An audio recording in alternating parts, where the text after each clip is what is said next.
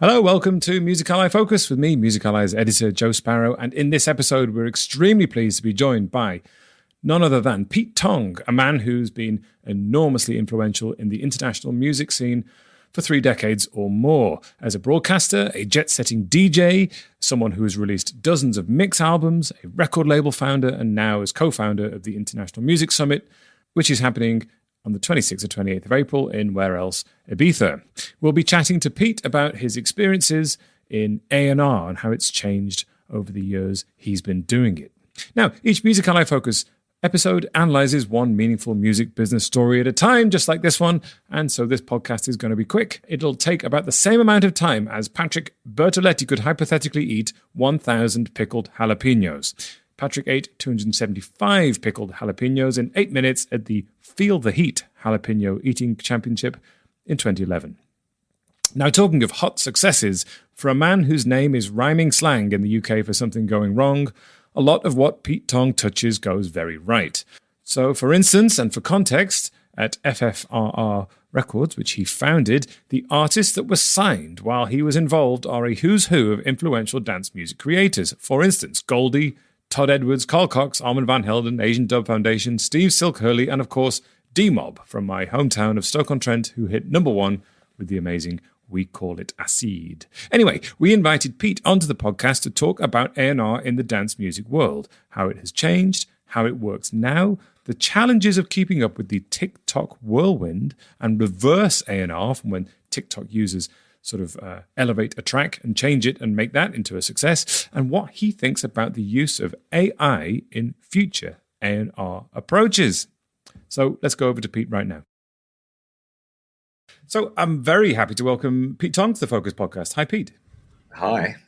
Thanks for having us. Thanks for taking the time. I know you're very busy because the International Music Summit starts next week, so I know what it's like just before an event like that. So thank you for taking the time. Now, we're zooming in to talk about A&R specifically. This is a perennial topic of discussion and something that you've been intimately involved in across many roles as a music industry professional and broadcaster and label boss and all those things over the years. So first, to frame it then for the listeners, A&R works very slightly differently in every sector of the music industry. So how do you define that as a job? What's the main point for you?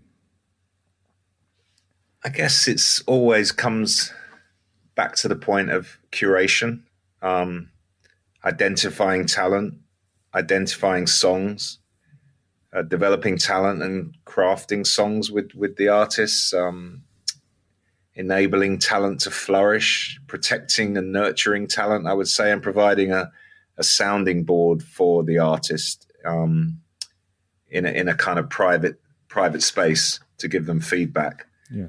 I think, I kind of stumbled into A&R really by just the fact that I was a DJ and I liked records and I liked finding records and I liked sharing them with other people. I guess, that's where it all started in a weird way.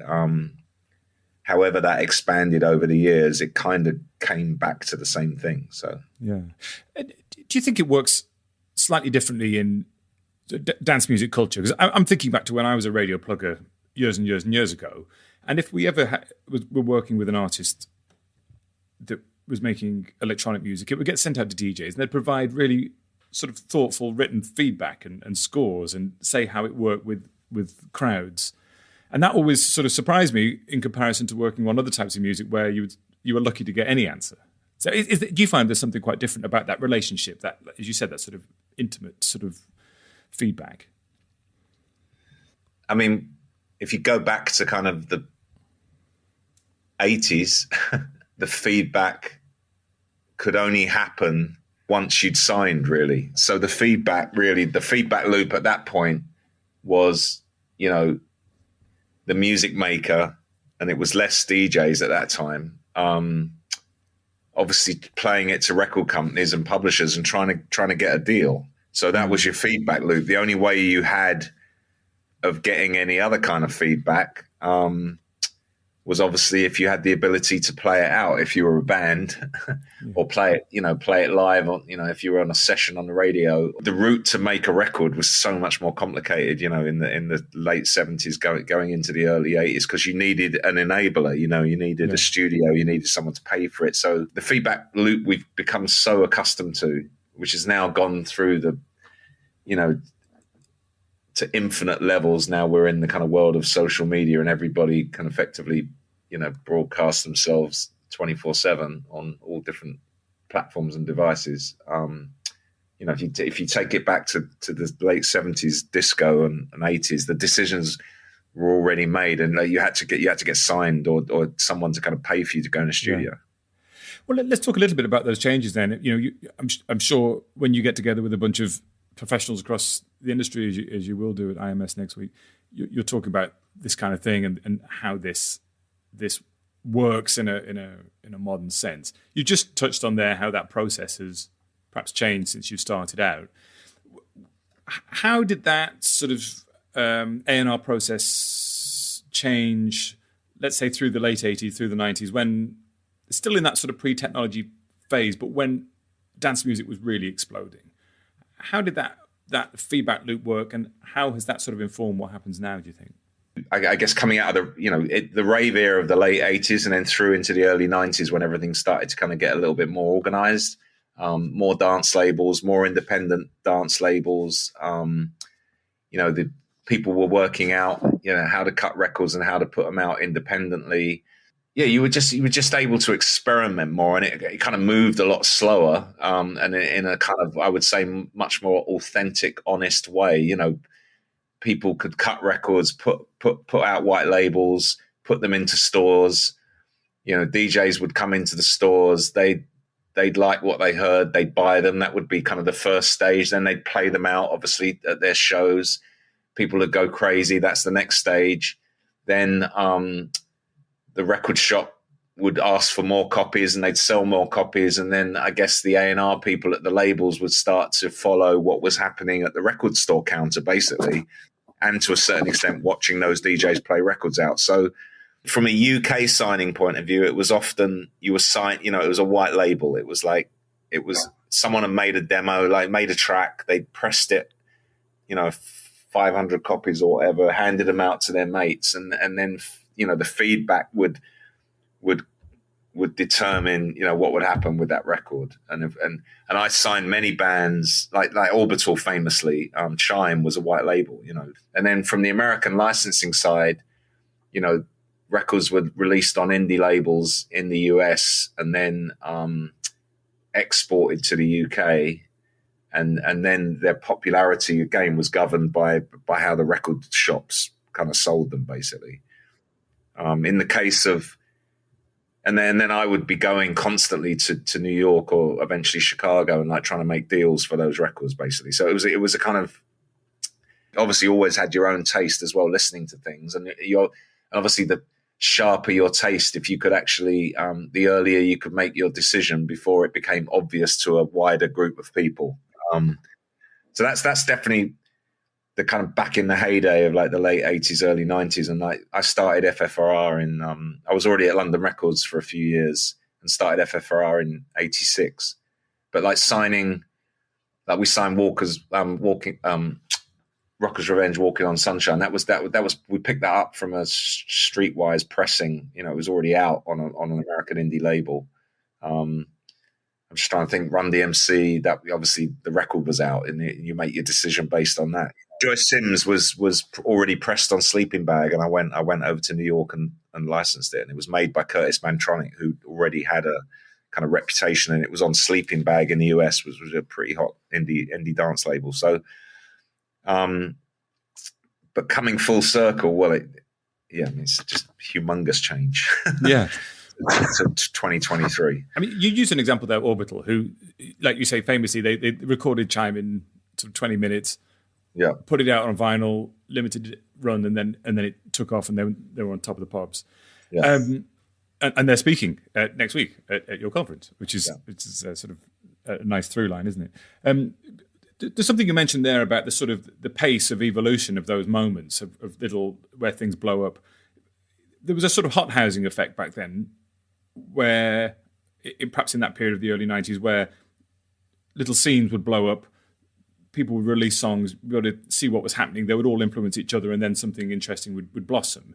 Now, like you say, the pace is so different. You've got artists who are, they will hear something new happen from the other side of the world, and they're already replicating it on Logic or something like that and putting their own thing out within a few days.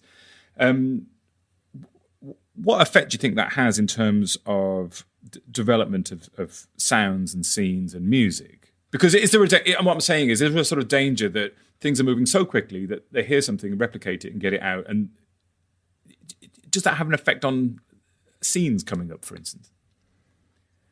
Yeah, I think we see a lot of being an A&R man in 2023 now, especially if you're working at a major label, is like being in a hurricane. Yeah.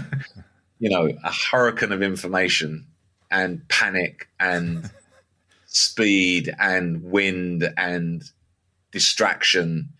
And, the most common story is, what's hot today, by the time you've actually sorted it out and signed it, is forgotten by the time you've done the deal. That's the biggest downside of the kind of TikTok mania. Obviously, I would rather look at everything as glass half full than empty, because a lot of these tools can help you as well. But that would be my analogy right now of, you're in a hurricane all the time. Yeah. So it's quite uncomfortable. So it's not, I don't think it's like, I still think you could have a great life being an A&R man, but it's not like it used to be. I think it's a whole different thing. And I have huge respect for people that kind of carve out a life where they can still do it and keep the storm at bay. Yeah. And the kind of explosive nature of social media and Instagram Reels and TikTok and everything like that, it can drive the way a record blows up really, really quickly. And to be fair, in a pretty authentic way. I think like LF System and Eliza Rose were both records that were kind of happening before they got to TikTok, and then TikTok just really enhanced them because they spread very naturally on those platforms and in quite a healthy way. But what you're often left with is you're left with a record and not a career, if you know what I mean. You're left with a moment in time for the song, but you're not necessarily left with, the song might be this popular, but that doesn't mean that LF System are this popular. They've got a lot of catching up to do to the popularity of their song. And I think you've got ecosystems that are building up around people that are kind of like that idea of culture and like real followings and real fans and like, identifying what that looks like in 2023 versus what you were alluding to that was happening in the 90s, where you could go to Ministry of Sound every week, or you could go to Cream every week, or Gatecrasher and be a Gatecrasher kid, or as or even acid jazz and Talking Loud, and like those communities around those labels, they were real cultural moments, and that. So trying to identify what they look like in 23 in the middle of this hurricane, that's much more challenging. And I think that's why we've got a bit of a disconnect at the moment between, some incredibly popular like scenes or parties on the ground, and they're not joining up yet with kind of record sales, or in the modern era streaming numbers, you know. So I often see that the biggest, in dance music, the biggest hit and not the biggest acts, right? With a few exceptions, of people that had, you could almost a handful of people of like joining the dots, like Fred again is kind of joining the dots but he's come from it's such an unusual story, that one, because obviously the guy's like writing songs for the biggest acts in the world, like Ed Sheeran, and producing hits for the biggest acts in the world, and then doing this pivot to becoming an artist in his own right. And obviously you'd expect that he was very good at making records, and his records have done okay. But what really, really, really, really blew him up was going on Boiler Room that first time, or going to Coachella last year and going viral based on his performances. And so he's more successfully than almost anyone in the last couple of years has got this kind of streaming numbers are great and his ticket sales are off the charts. And there's not many acts doing that right now. You know, that band from Holland, Another, initially came up under the, brought out from Holland by BB and the Solid Grooves crew, but they were already running their own no arts parties in Holland. They just sold out the Gashouder last month for 10,000 people. Still, most of the world's never heard of them. But because they've actually got a record that has steadily been streaming quite well, they're really having a moment with that record now because it's really come from a very authentic place. Yeah. So I think I spend a lot of my time looking at that, and that's probably the area of the business that interests me the most. That, just where the real shit's happening, kind of thing. Yeah, it's hard to put your finger on those what the scene is, where it's bubbling up, isn't it? Because another good example of someone you mentioned is someone like Fortet, who has grown very slowly and steadily over a long period of time, and is now sort of managing to have his cake and eat it, in that he's an incredibly legitimate artist who does things on his own terms and sells huge numbers of tickets and collaborates with Skrillex and all these kind of. I would say with him, his live. The interest in seeing him live still a bit ahead of the explosiveness of his music, but I agree with you.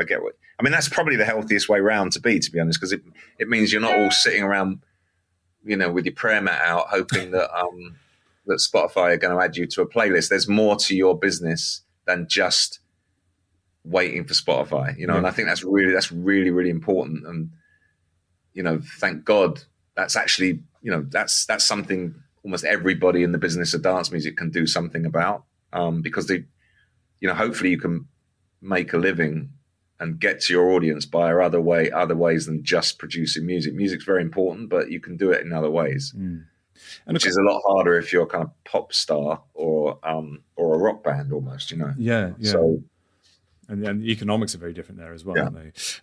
And you mentioning TikTok there, and one of the interesting sort of developments, perhaps, in what modern A&R is in some ways that it's almost reversed in some situations. There's this sort of spate of songs that have been sped up and used on TikTok, and then labels are responding quickly to release the sped up version of the song so that they can capitalize on that. When you look at the user generated push from that end, in some ways it's great, isn't it? Because people are sort of so deeply involved with music that they want to change it and make it what they think is better and then share it. But is what effect is that having? Well, I think music creativity, and particularly electronic music, has always been on the cusp of technology. So I think it's, creative people pushing technology to the limits. I'm all for that. I think if you think of the funnel effect of like I said, in the 70s, you'd have to, if you're a disco producer, you have to find an orchestra, find a studio, find someone to play for it, find a composer, find a singer, blah, blah, blah, blah, blah, and then eventually along comes laptop studios and obviously, as I say, the indie dance era of the late 80s, early 90s, where, volume went through the roof in terms of output. And I think there was conversations then of like, oh my God, how are we going to navigate? Suddenly you used to have like 10 records to worry about a week. Now we've got 100 or 1,000, Well, obviously forget that, because now you've got hundreds of thousands. So how are you going to navigate through that? And I think and then on the other side of it, you've got the major labels with very hungry tummies and heavy overheads to feed. So I think that's the bit of the business I always I get a bit phased out by, is like, feed the monster. So, and I think that's probably the biggest debate in A&R right now is like, are you signing something because you think it can sell? Or are you signing something because the data tells you that it's going to sell or people like it? In other words, it's like, where's taste gone? Yeah, right. And if it's just about feeding the monster, that's where you'll end up with kind of AI running A&R. It won't be, everyone's talking about, fake Drake, fake Weeknd, fake Eminem. I'm more worried about like fake, ministry, fake A&R man, because fake A&R man just has to watch the numbers sign, you know what I'm saying? It's like, some of this blows itself out. I mean, as I say, this hurricane effect of being in the middle of this storm as an A&R person right now,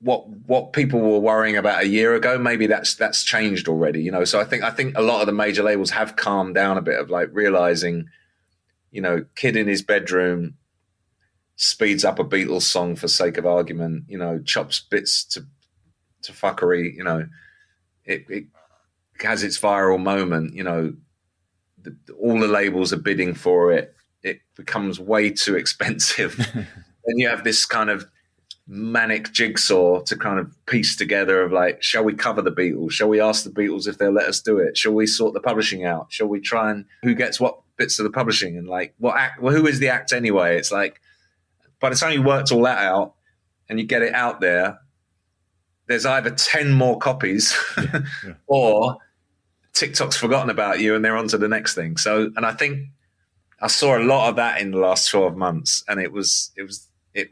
And I think there was a point where people just went like, fuck off. It's like, we're not doing that anymore.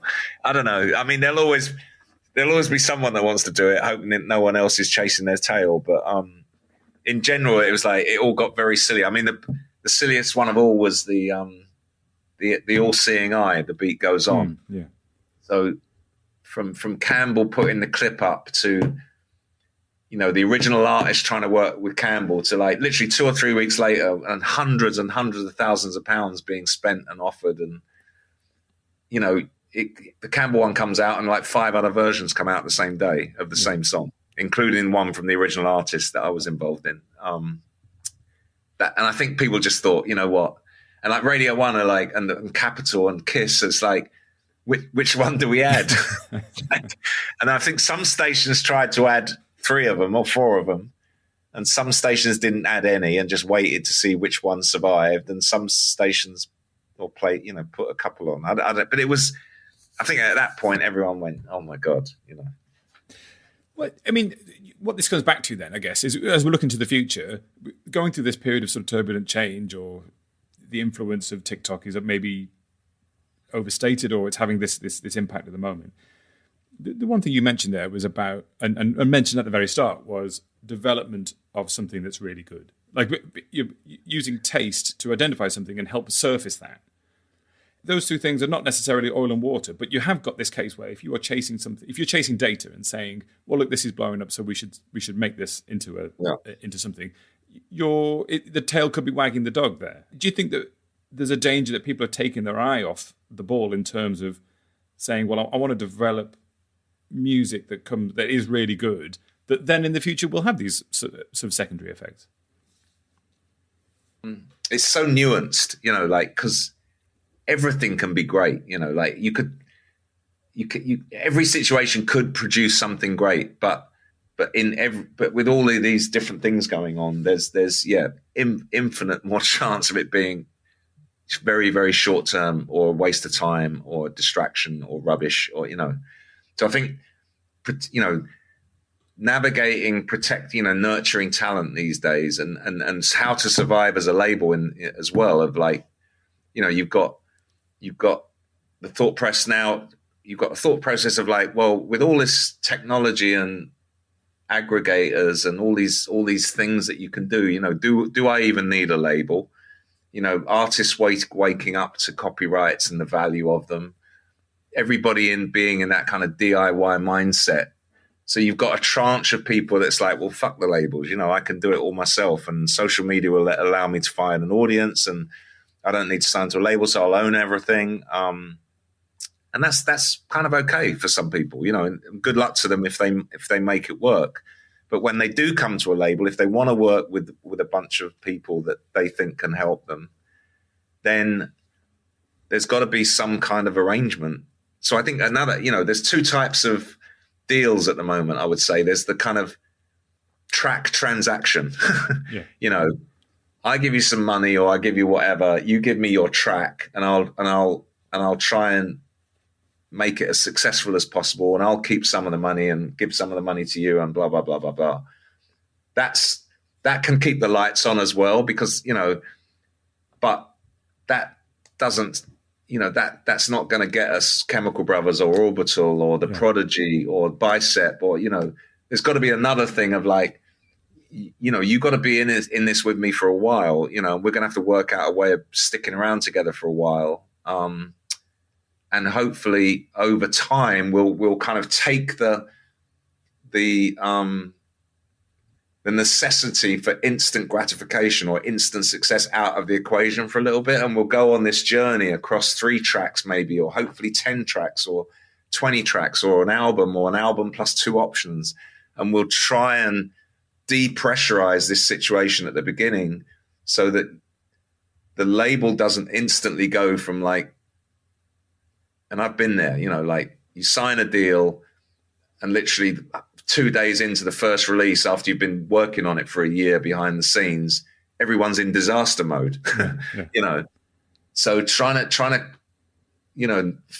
create this space and this path for this artist to develop, that's ultimately what I want to do all the time. That's the conversation I want to really be in.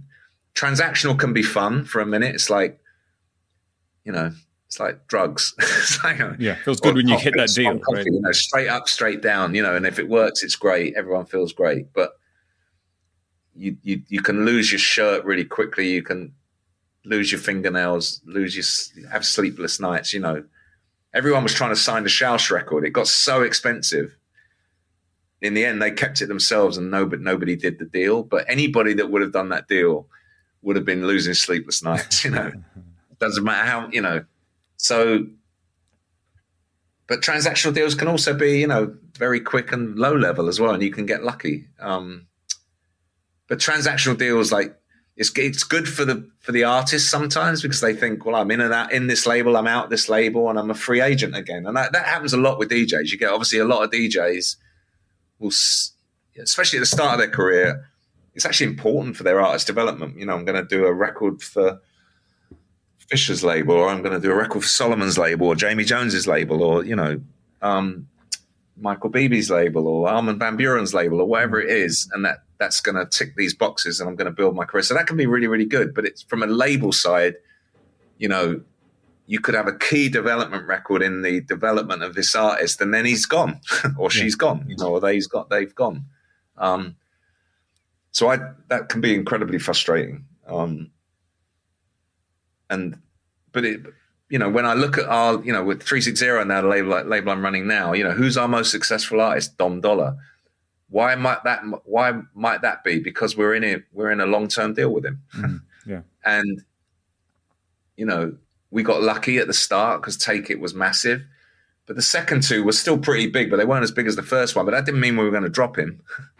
And then I think the 4th one after that was the least successful at all. And then the 5th one was hot. The current one's really hot, and it's like you're on this journey, and it's like we're committed to this guy, and he's building his live business at the same time. It happens to be managed by 360 as well, but you're on a journey with someone. I think that's the I think Ninja Tunes with Bicep, it's like that's a journey, and it looks pretty good.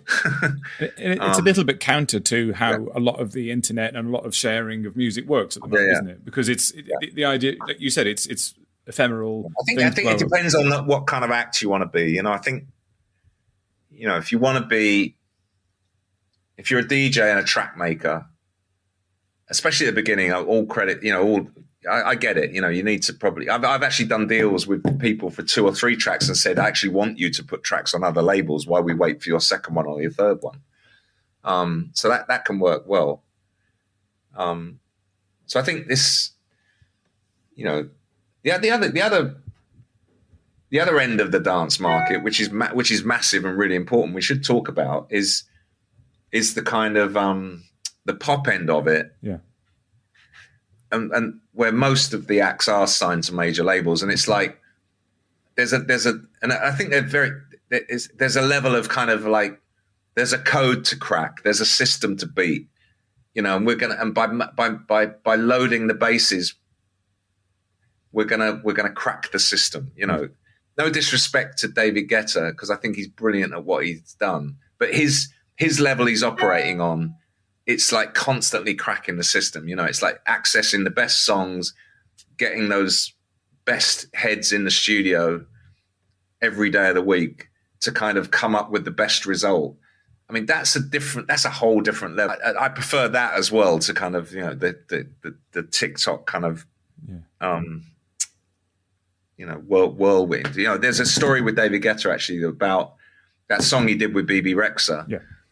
The key part of that, the hook, was a demo that he started that he never finished, that he put into one of his sets, that there's some kid that, watched it, cut it up, put it on TikTok or something. And then that blew up. And then he kind of went back in and reacted to that, and then got the A-team together and like made a proper record out of it. And it became one of the biggest records he's ever had since Titanium. So I take my hat off to that. Yeah, that's what I'd call a smart operating, smart A&R. And he is, even though he's operating the most pop end of dance music, he's kind of crafting records that kind of that feed the system in a good way, if you know what I mean. And he's listening really, really carefully to the audience, isn't he? And sort of he is. He's totally attuned to his fans, and he's got, from literally not knowing how to make music, he's taught himself over the last 20 years how to do it, and he's dedicated his life to it. The guy he literally does that all the time. Yeah. I think data, data can. Just figure data can be good in, it can be very informative for artist development as well. But obviously we're in that world at the moment of like, TikTok's been an amazing platform, obviously, for artists to get discovered. Yeah. It's just, I guess it's A&R's job it's not the artist's fault. Yeah. It's the labels or the A&Rs or management companies. It's how they react to that data and what they do with it, I guess. And that's a really hard balance to strike, isn't it? Because you're talking about, like you say, this fire hose of data, and then balancing that with these human, sort of highly attuned understanding of what works and what doesn't work. And those are two quite different things, aren't they? Yeah. I mean, I fear for I think preserving the art of A&R in its all its forms, or certainly the more traditional forms is the biggest challenge for major labels, because the idea of, we've all read those books, the idea of, an act being signed and not breaking till their third or fourth album. I mean, that just doesn't happen anymore. Yeah. And you have to be the most, even at Domino and like XL and Beggars, you hear about those stories less. I mean, an all credit, or Dirty Hit or something like that. But it's just challenging. It's challenging financially to kind of sit on an act and fund them for 3, 4, 5 years while they do that, and have the kind of depth of pockets or the balls to kind of just stay in there. Yeah.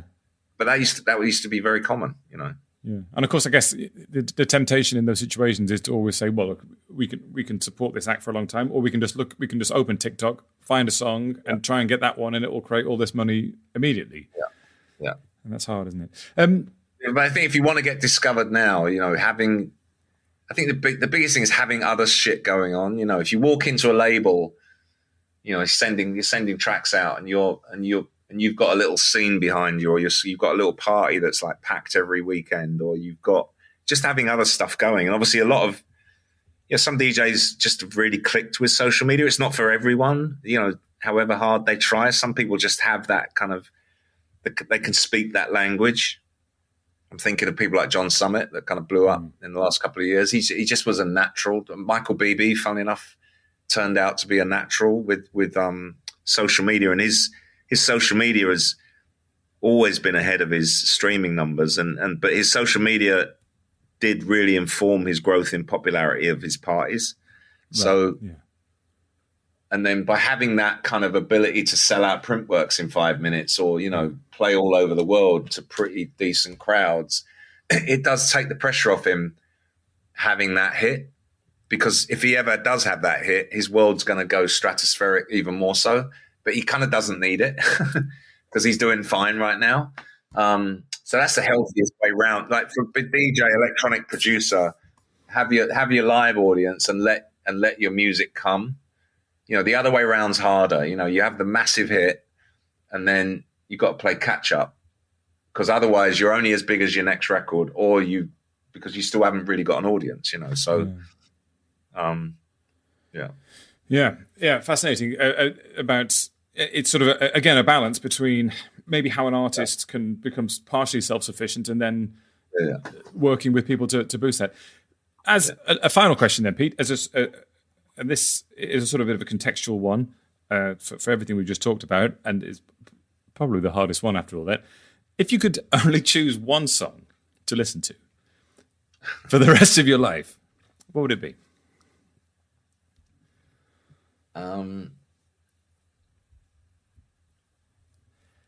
Probably something like Cornfield Chase, you know, Hans Zimmer from Interstellar, or some piece of classical music. I don't know. Right. Okay. Or maybe some Marvin Gaye. I don't know. Okay. No, that's good enough. You only got 3 out of me. Yeah, that's it. No, that's fine. I'm willing to expand the parameters a little bit there. I'm not completely strict about it. Okay. Look. Thanks ever so much, Pete. As I said, I'll put the link to the IMS website, and people can see what's being talked about there. I should have said Miles Davis, because you could listen a million times and never work out how he did it. So, yeah. Well, jazz would be a good thing. There you go, then. We've settled on one. Right. That's good. Okay. So I'll put a link to IMS beneath the podcast, and, hope it goes well. And thanks for joining us. Look forward to it. All right, and thanks for having us. Cheers. So that's it. Big thanks to Pete for finding time to speak to us, and you will find links to a few of the things we mentioned below the podcast, including to the IMS event. If you found that useful, please share the podcast on with someone else who you think will get something out of it. And if you'd like to get in touch, I'd love to hear from you. As always, email me on joe@musically.com. That's Joe, Joe, @musically.com. Don't forget, we have a free weekly email if you just can't get enough of us. It's called The Knowledge. It comes out every Friday, and it rounds up bits and pieces of the best analysis news, marketing insight, and skills from Music Ally. So sign up and you will become a better person. That's a guarantee. Okay, links to that are also in the description, as I mentioned. So thank you for joining us here on the Music Ally podcast. I've been Joe Sparrow, you've been you, and until next time, farewell.